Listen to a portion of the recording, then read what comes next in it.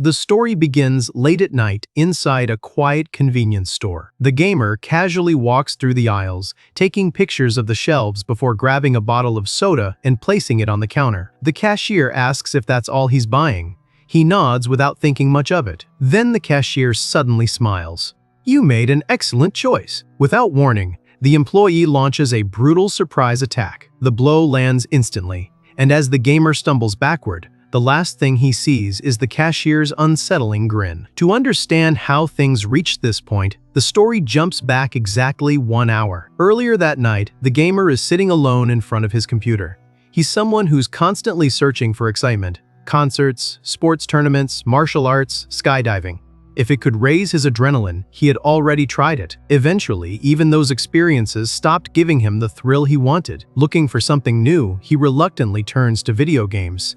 It isn't an easy decision because gaming reminds him of painful memories involving his mother and the countless phone calls she never answered. Still, curiosity wins. Before long, he's completely hooked.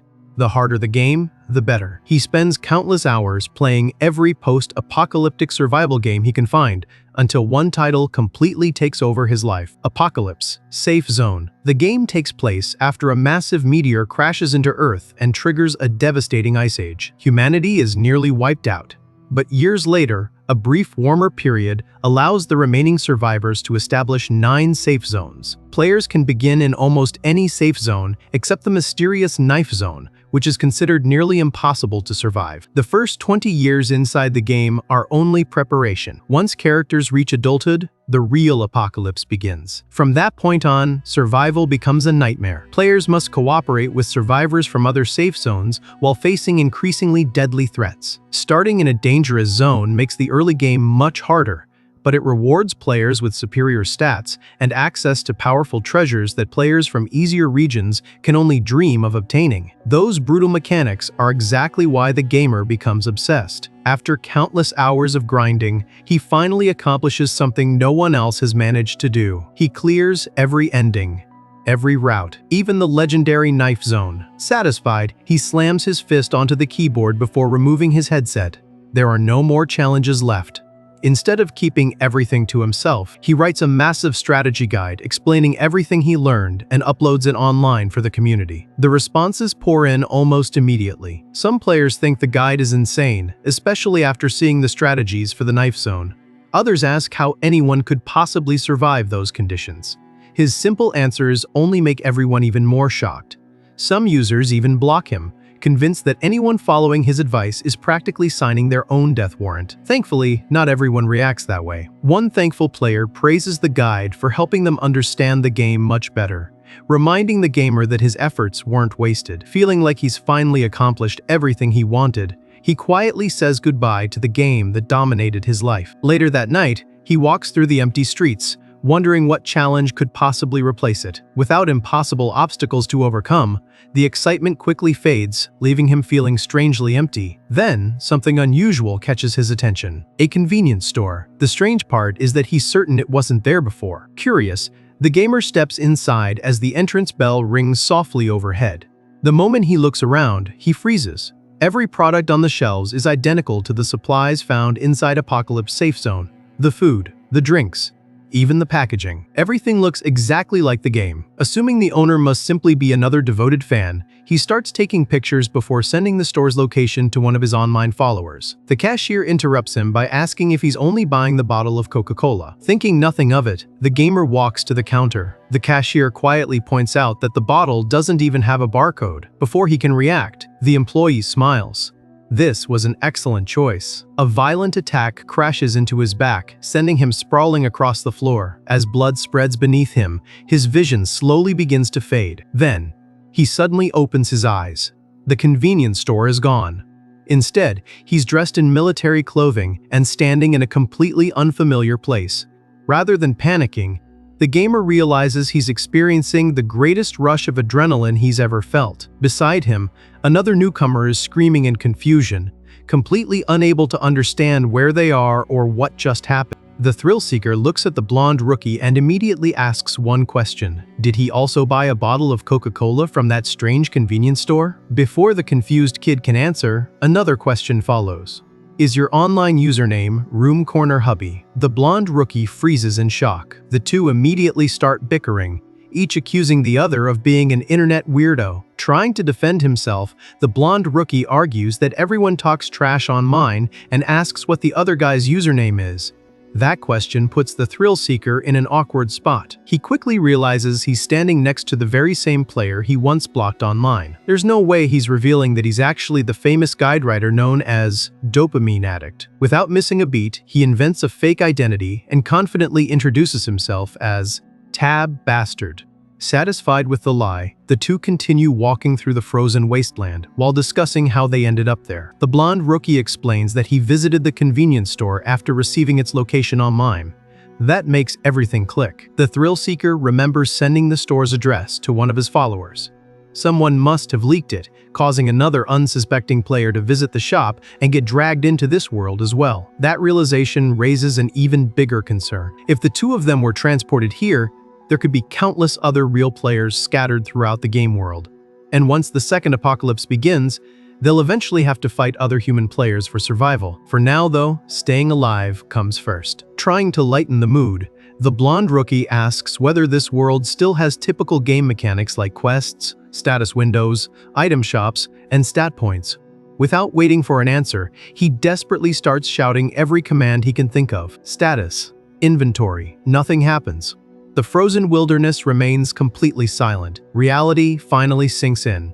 There are no game menus, no cheat systems, no magical interface to save them. Completely defeated, the blonde rookie drops to his knees and complains that they were thrown into this nightmare as 10-year-old kids without a single advantage. He even starts regretting all the bad things he ever said in real life, joking that maybe he should have been a nicer person. After calming down a little, he asks how far the thrill seeker managed to get in the game before arriving here. Technically, he cleared every ending, but revealing that would also expose his real identity. Instead, he casually claims that he only reached the unicorn area. The blonde rookie immediately calls him out. Very few players ever made it that far. That answer makes him wonder if the legendary guide creator might have also been transported into this world.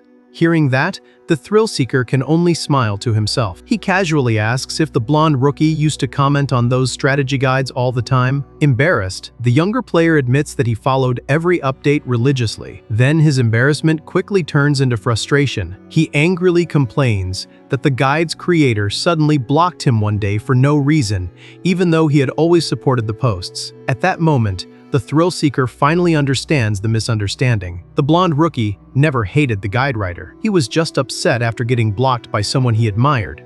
Honestly, it would be pretty awkward to learn the truth now. Changing the subject, the blonde rookie asks what their next move should be. This time, the thrill seeker answers without hesitation. A confident smile appears across his face as he reveals his plan. He's going to use one of the craziest survival methods ever discovered, the illegitimate child strategy. It's an incredibly dangerous tactic that involves pretending to be the secret son of the region's military commander. The area they're currently trapped in is an icy safe zone, ruled by a heavily armed military faction led by the powerful Commander Hayden Goodman. If the plan succeeds, the fake heir could gain protection, influence, and eventually inherit everything connected to the commander's family. The blonde rookie is horrified. He thinks the idea is completely insane. This isn't a video game anymore. One mistake could get them killed for real. Ignoring every warning, the thrill seeker simply tells him he's free to leave if he doesn't want any part of the plan. The blonde rookie insists he isn't scared, then immediately runs after him anyway. He keeps warning that lying to someone as powerful as Hayden Goodman is practically suicide. The thrill seeker only laughs. Deep down, he understands why his companion is terrified. The two of them were ripped out of the real world and trapped inside the bodies of 10-year-old children in one of the deadliest regions imaginable. Anyone would panic. Anyone except him. Instead of fear, all he feels is excitement. The danger, the uncertainty, the possibility of dying at any moment. It's the greatest adrenaline rush he's experienced in years. He even jokes that if he dies here, maybe he'll simply wake up back in the real world. The blonde rookie stares at him in disbelief before calling him completely insane. After several moments of silent panic, he finally asks what he's supposed to do if they split up. Fortunately, the thrill seeker already has an answer. He asks whether the blonde rookie has ever served in the military. The answer is no. He only recently turned 20. That response makes the plan even easier. With a confident grin, the thrill-seeker points toward a massive military base standing in the middle of the frozen landscape. Armed soldiers guard the entrance while heavy snow falls around the fortress. Looking at the base, he calmly reveals the next step of the plan. The blonde rookie is going to enlist in the local army. The blonde rookie completely loses it. He can't understand why he suddenly has to enlist in the military. The thrill-seeker quickly calms him down, reminding him of one harsh reality. They're no longer ordinary people from the real world. They're 10-year-old orphans with no family, no money, no food, and nowhere to sleep. Survival comes first. He explains how this world's history unfolded. A massive meteor struck the planet, plunging Earth into an endless winter while bringing terrifying alien creatures with it. Humanity barely survived and was forced to establish different safe zones, each developing its own way of resisting the monsters. Some factions chose to escape instead of fighting. The Unicorn Zone built floating cities high above the ground. The Beer Zone hid deep beneath the ocean. The remaining safe zones had no choice but to stay behind and wage an endless war against the mutant creatures. That means joining the army isn't just about finding shelter, it's preparing for the battlefield. Even children as young as 10 are trained and eventually sent on monster extermination missions. As terrifying as that sounds, refusing isn't really an option. The military provides warm meals, a place to sleep, and most importantly, training with real weapons. After thinking it over, the blonde rookie reluctantly admits it's their best chance of staying alive. A new problem quickly appears. He doesn't know English. Panicking again, he wonders how he's supposed to communicate with everyone at the base. The thrill-seeker isn't too worried. Since the original game never received an official translation, he taught himself English years ago while creating strategy guides.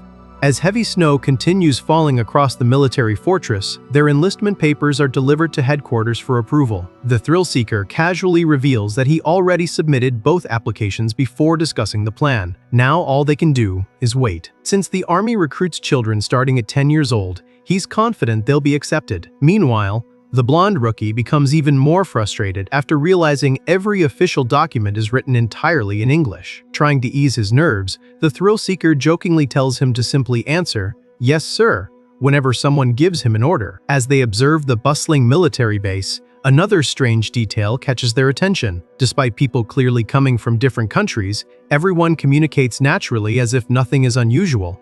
Oddly enough, the only people speaking Korean are the two of them. The thrill-seeker concludes that this must be another effect of the game's world itself. Realizing they may need to exchange information secretly in the future, he tells the blonde rookie to write important notes in Korean since the locals won't be able to understand them. Then he delivers another piece of bad news. Once they officially join the military, they'll be assigned separately. From that point forward, each of them will have to survive on their own. The blonde rookie is stunned. He had assumed they would stick together. Remembering how confidently his companion discussed military life earlier, he asks whether the thrill-seeker has military experience. Rather than giving a direct answer, he casually invites the younger player to survive mandatory military service alongside him once again. The vague response only leaves the blonde rookie even more confused. Still, the thrill-seeker explains that if they both become stronger independently, clearing the game could become much easier later. The word "together" lingers in the younger player's mind as he quietly considers the idea. Meanwhile, the thrill-seeker starts thinking about the possibility that many other real-world players may also be trapped somewhere inside this world. If they ever meet, they'll need a reliable way to identify one another. With that in mind, he begins mentally creating a personal set of rules for dealing with other survivors. Before leaving, he reminds the blonde rookie to carefully memorize every military instruction. Standing out as an incompetent recruit would only make life harder. Then he quietly walks away. The blonde rookie suddenly remembers one last question and shouts after him, "What name did you write on your enlistment papers?" The thrill-seeker simply ignores him. Moments later, the officer reviewing the enlistment documents pauses after seeing the ridiculous fake name written on one of the forms. The blonde rookie quickly realizes he was registered under an absurd nickname and immediately starts yelling in frustration. Completely satisfied with how everything turned out, the thrill-seeker shifts his attention to the real objective. The army was never his main goal. His true mission is far more important. He needs to locate the grave of Luna Moon. According to the game's hidden storyline, Luna Moon was buried with a pendant that serves as the key piece of evidence needed for the illegitimate child strategy. He recalls the forgotten history surrounding Commander Hayden Goodman. Long before becoming the ruler of this safe zone, Hayden belonged to another region and nearly lost his life in battle. He survived only because a brave soldier named Luna Moon saved him. As time passed, the two fell in love, and Luna eventually became pregnant with his child. But ambition changed everything. To inherit control of the military faction, Hayden married the daughter of his superior instead. He promised Luna that once he secured his position, he would return for her and their child. That promise was never fulfilled. Luna Moon mysteriously disappeared before he could keep his word. The memory ends as the sound of shattering glass echoes through the silent night. A drunken man stumbles nearby while muttering to himself. Hidden in the darkness, the thrill-seeker waits patiently until the area becomes quiet again. He knows getting caught here would ruin everything. In the original game, this cemetery was searched countless times under Hayden's direct orders. Moving carefully beneath the pale moonlight, he quietly opens Luna Moon's grave. Although he feels guilty about disturbing the resting place of someone who died so tragically, he has no choice. Without the pendant buried inside, his entire plan will fail. Just as he begins digging, something immediately feels wrong. The soil around the grave is unusually loose. Someone has already disturbed it. His expression hardens. There is only one explanation. Another player from the real world may have reached this place before him. Long before the events of the story, a deadly plague swept through the slums where the military medic Luna Moon had been stationed. While everyone else fled to save themselves, Luna refused to abandon her patients. She stayed behind to treat the sick until she eventually caught the disease herself. After her death, the survivors built a small grave to honor the woman who sacrificed everything for them. Back in the present, snow quietly falls over the lonely cemetery as a single crow watches from a dead tree. The thrill-seeker silently digs through the soft earth with a shovel, feeling genuine sympathy for Luna's tragic fate. Since the plague left this area abandoned years ago, no one is around to witness what he's doing. As expected, the coffin has already been disturbed. Someone definitely got here before him. Opening it, he finds only Luna's remains. The military dog tag that should have been buried with her is gone. According to the game's normal storyline, that dog tag is the proof players must present to Commander Hayden Goodman to convince him they are his long-lost child. Its disappearance confirms his suspicion. Another player has already stolen it. Most people would panic after losing such an important item. Instead, the thrill-seeker smiles. The challenge only makes things more interesting. Unlike everyone else, he knows something that was never included in any of the strategy guides he published online. The dog tag was never the true proof. Commander Hayden's real keepsake was something far more valuable. Carefully reaching into the coffin, he searches beneath Luna's remains until his fingers touch a beautiful ring forged from a fragment of the same meteorite that caused the world's frozen apocalypse. Normally, the dog tag is enough to convince the commander. But now that it's gone, this moonstone ring becomes his only chance. Believing Luna would rather entrust it to someone fighting to survive than let it remain in the hands of grave robbers, he quietly apologizes for disturbing her rest. He even promises to look after Commander Hayden as though he were truly his father. After slipping the ring onto his finger, he swears to survive this brutal world no matter what. The moment the ring settles into place, brilliant blue light erupts around his body. A mysterious message appears before him. He has taken a major step toward uncovering the secrets behind the world's end. Then, something completely unexpected happens. A hidden system finally activates. Because he was the only player to clear every route in the original game, he receives an exclusive reward unavailable to anyone else. Curious, he immediately accepts it. The system even greets him using his real online username before presenting a collection of powerful titles.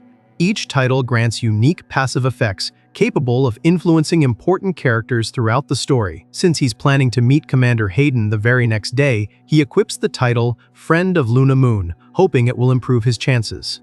At that moment, he realizes just how massive his advantage is. While every other player arrived here empty-handed, he begins the game with rewards earned from completely mastering it. Still, one question refuses to leave his mind. Who brought everyone into this world? And for what purpose? Before he can think any further, another system notification suddenly appears. The passive ability of Friend of Luna Moon has activated. He frowns in confusion.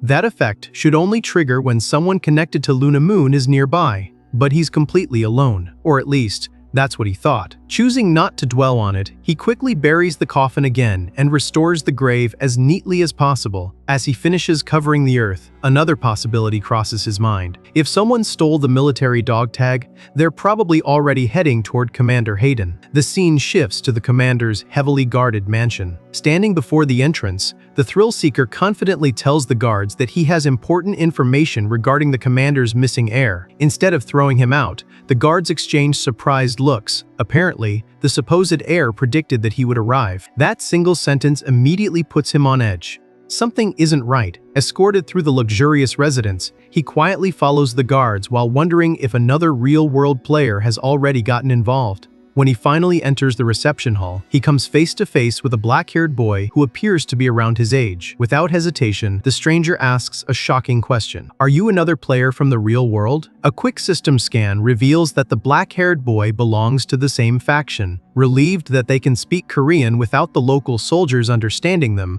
the stranger welcomes him with a smile. The thrill-seeker hides his surprise and calmly studies everyone in the room. None of them seem hostile. Instead, they appear to have been waiting for him. The black-haired player suggests they introduce themselves first. Immediately, the thrill-seeker realizes what they're trying to do. Since their systems aren't fully unlocked yet, they have no way of confirming each other's real identities. Taking advantage of that, he once again introduces himself using the fake name Tab Bastard. The black-haired player steps forward with complete confidence. Then, wearing a proud smile, he introduces himself with a name that almost makes the thrill-seeker lose his composure. "My username is Dopamine Addict." The thrill-seeker is completely speechless after hearing the imposter introduce himself as Dopamine Addict. The fake guide creator mistakes his silence for admiration and proudly boasts about being the legendary player behind the greatest strategy guide ever written. He acts as if he ruled every discussion forum in the community, while the real creator can only stare at him in disbelief. The confidence is unbelievable. The imposter then pulls out the stolen military dog tag and confidently declares that completing the air mission is impossible without it. Instead of arguing, the thrill-seeker quietly observes him, his arrogance, his confidence, and the fact that he has no idea how the strategy actually works. At that moment, everything clicks. In a world like this, inexperienced players won't survive for long. The clever ones will gather followers, build factions, and use weaker players as disposable pawns to increase their own chances of survival. That's exactly what this imposter is doing.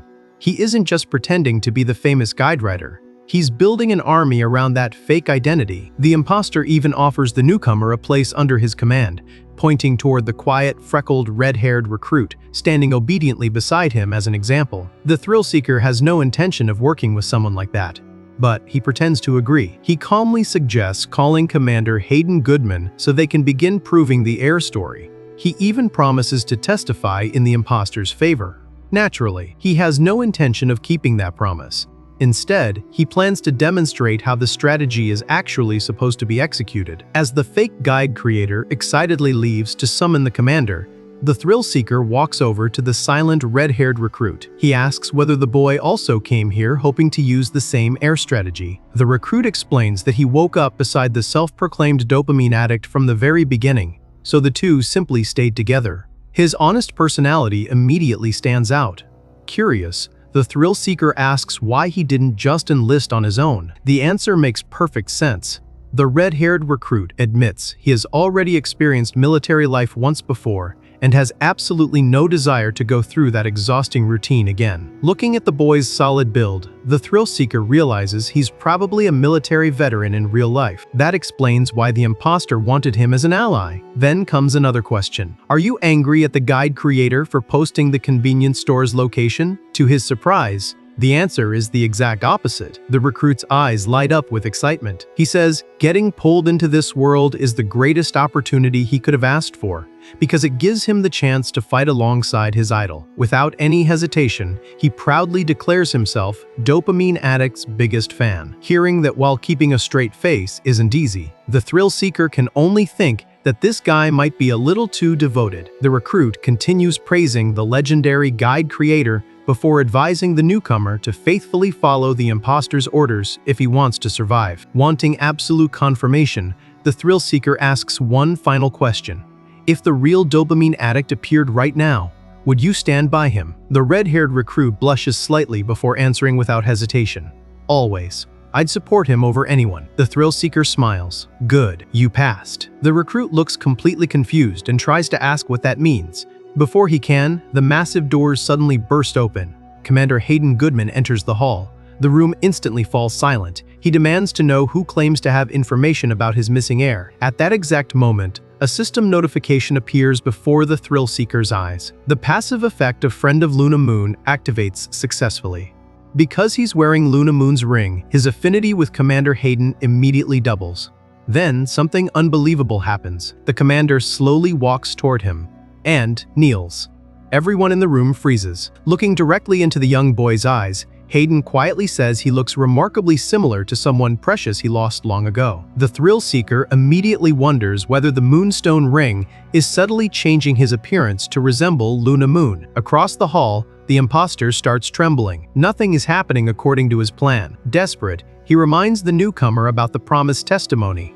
Instead of speaking, the thrill seeker calmly raises his hand. Resting on his palm is the glowing Moonstone ring.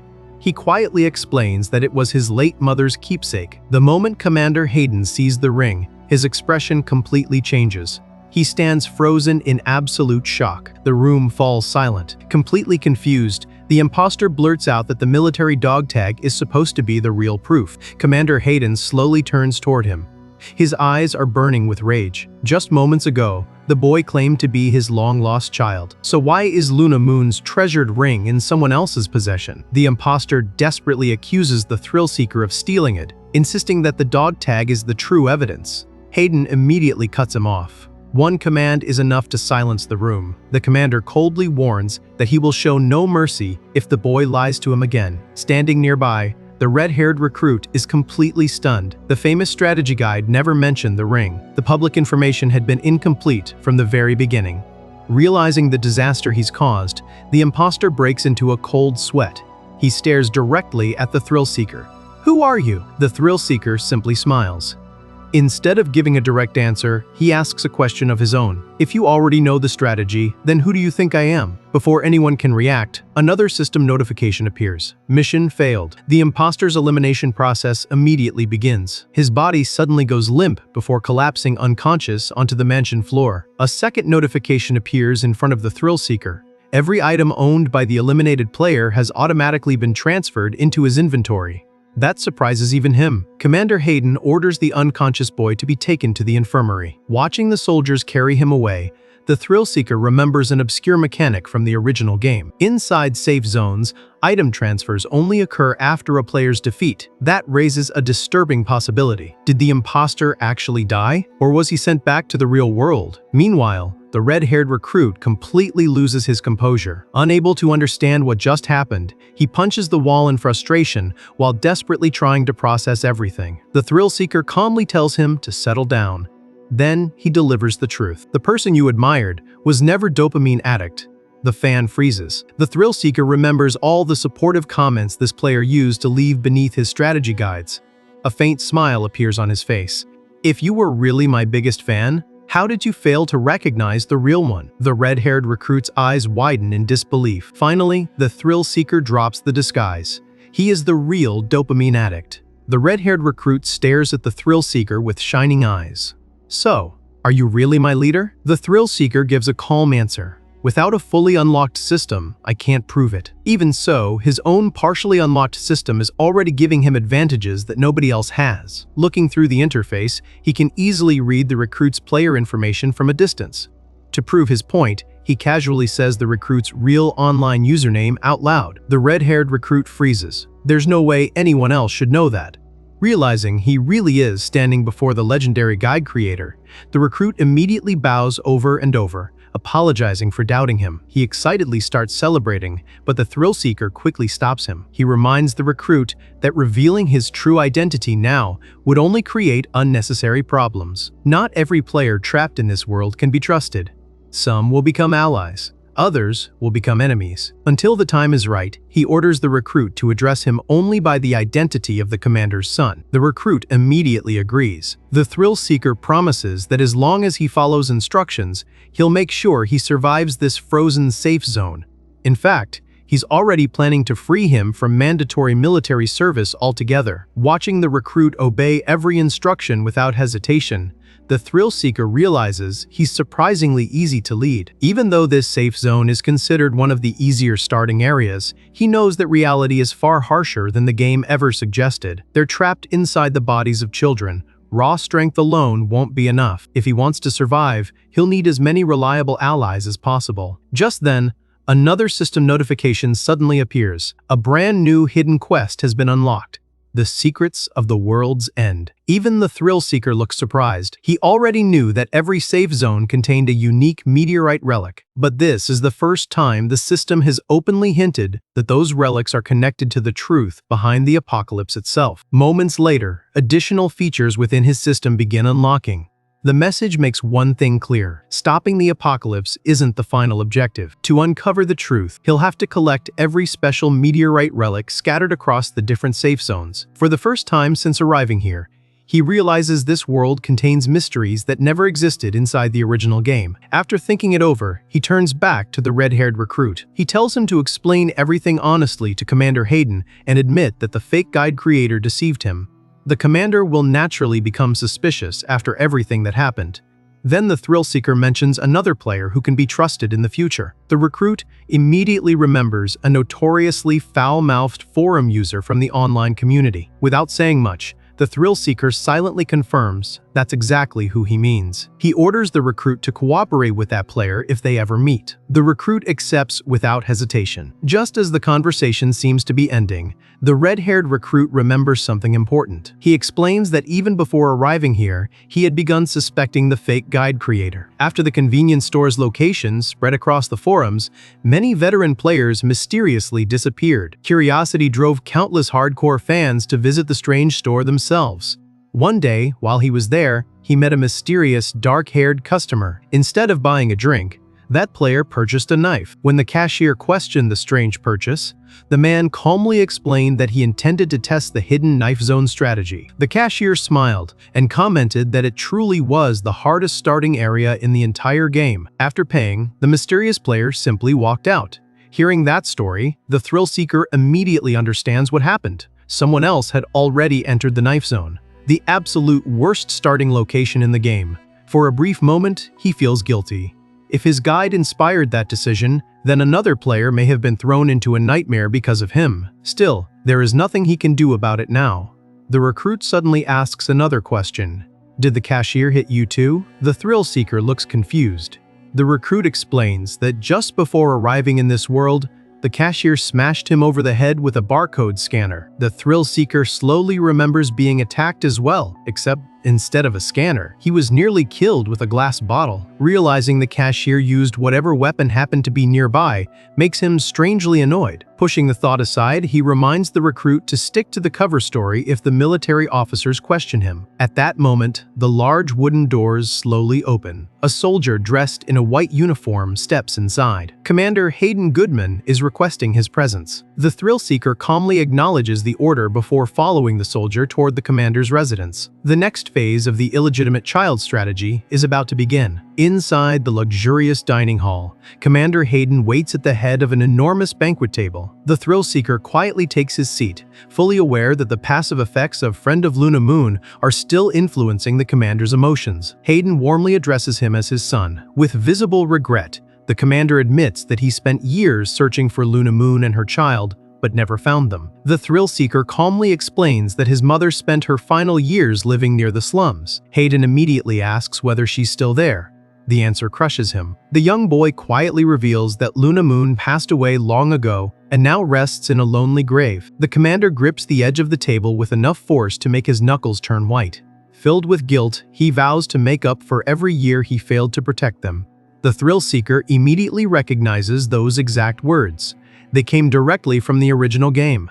Just like before, Hayden promises to make him his sole heir. The strategy has worked perfectly. A system notification appears. Mission complete. As a reward, 3 special requests become available. The thrill-seeker already knows exactly what his first choice should be. When Hayden asks what he wants, the boy quietly replies that he only wishes for the commander to visit Luna Moon's grave regularly.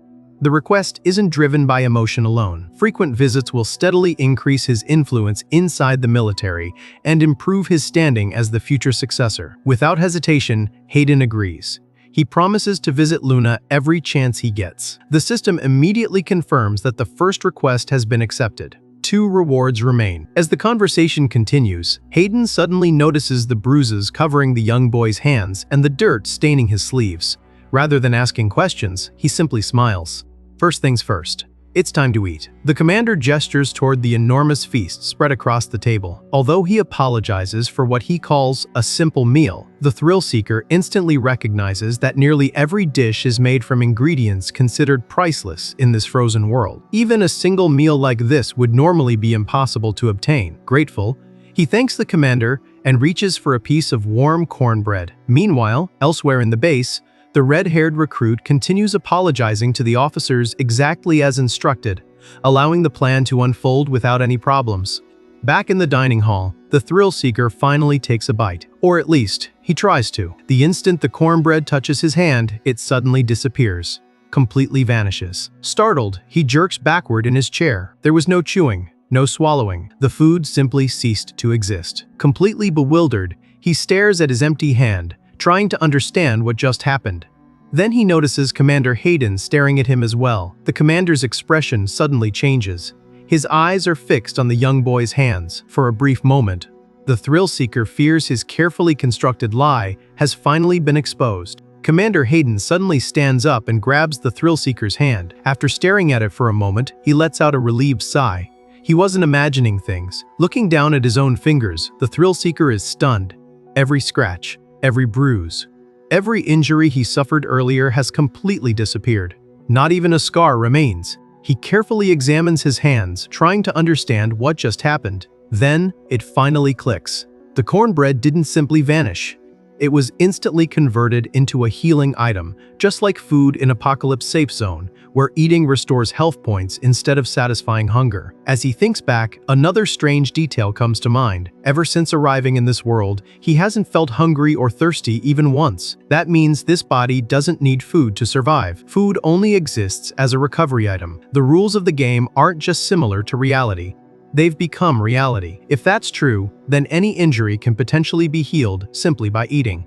Even better, this ability doesn't seem connected to his exclusive title. It should apply to every player trapped in this world. Already thinking ahead, he decides to test the limits of this healing ability another time. Just as he's about to explain what happened, Commander Hayden interrupts him. The commander quietly says there's no need for any explanation. According to Hayden, Luna Moon possessed the exact same miraculous healing ability. For a moment, the thrill-seeker is caught completely off guard. Hayden explains that, over the years, countless people falsely claimed to be his missing child in hopes of inheriting his position. Every single one turned out to be a fraud. But seeing this healing ability convinces him that the boy standing before him truly is connected to Luna Moon. With genuine gratitude, Hayden thanks him for finally bringing proof that the woman he loved really left someone behind. Silence fills the dining hall. Outwardly, the thrill-seeker remains calm. Inside, however, his mind is racing. Something doesn't make sense. In the original game, Luna Moon never possessed any healing ability. That revelation creates a disturbing possibility. What if Luna Moon herself had also been a player? The thought refuses to leave his mind. The Moonstone Ring, the healing ability, the hidden system. Everything seems connected to secrets that never existed in the original game.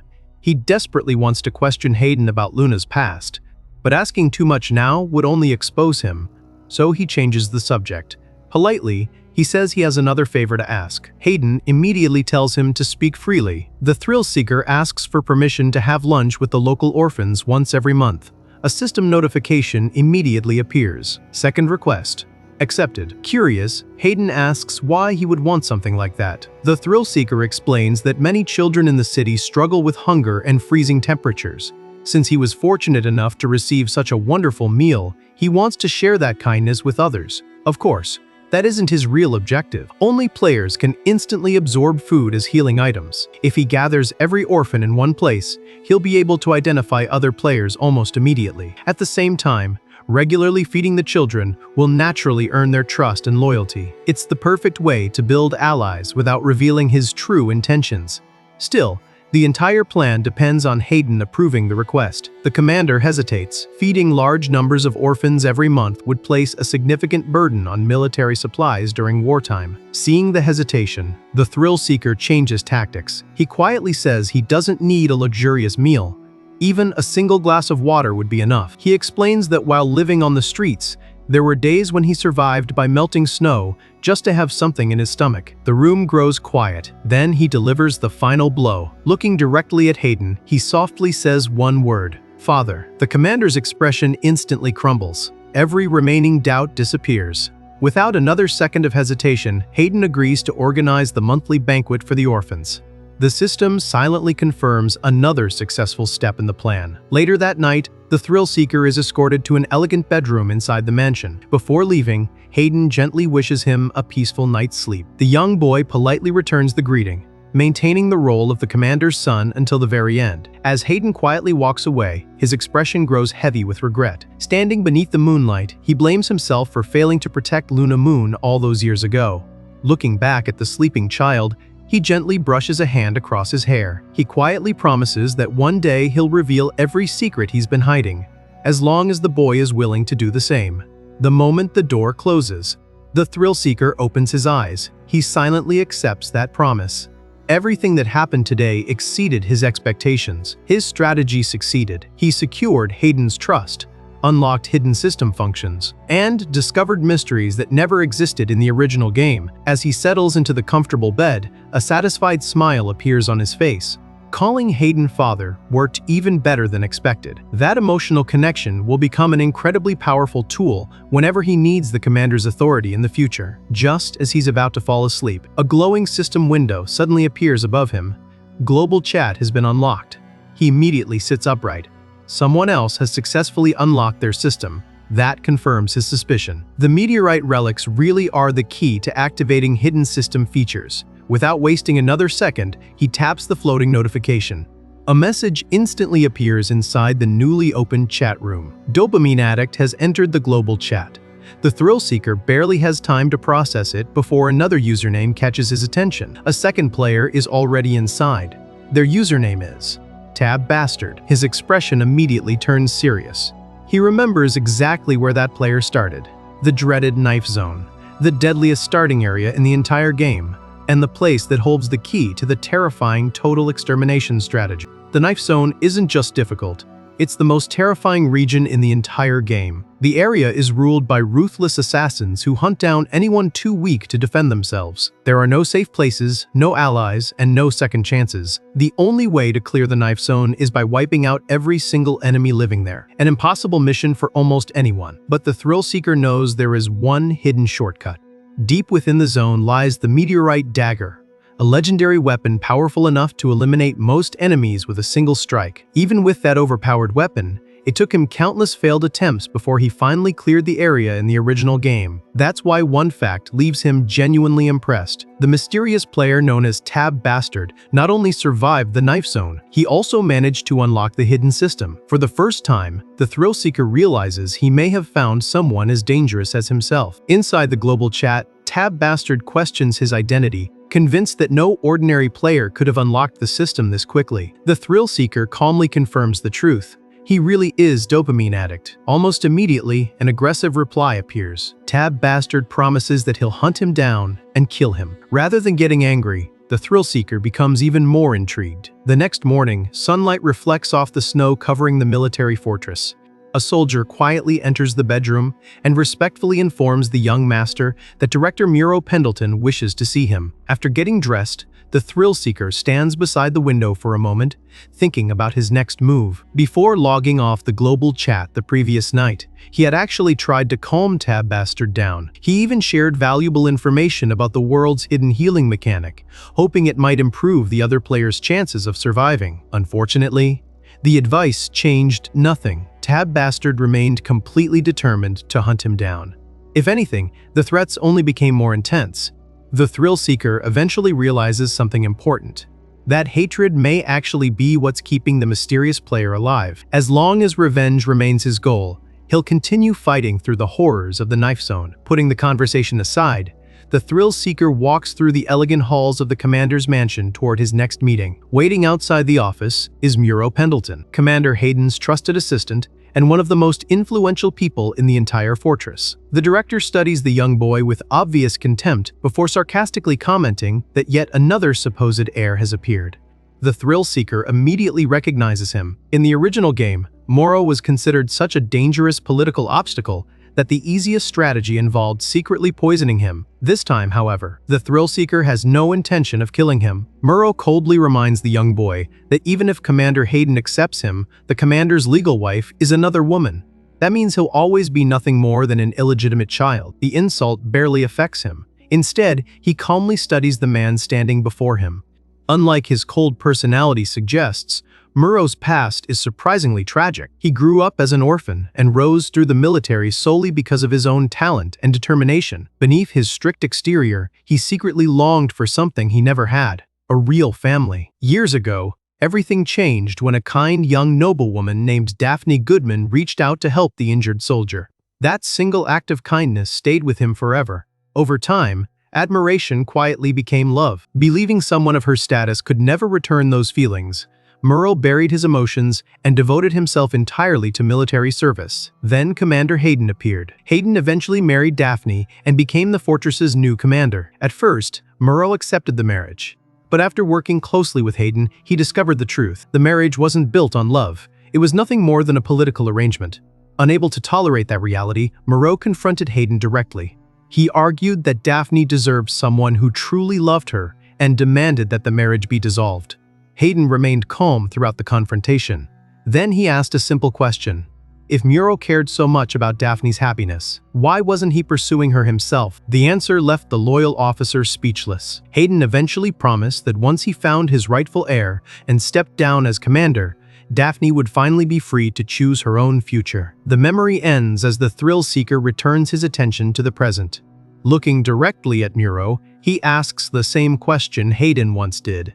Do you love Daphne Goodman? The director freezes.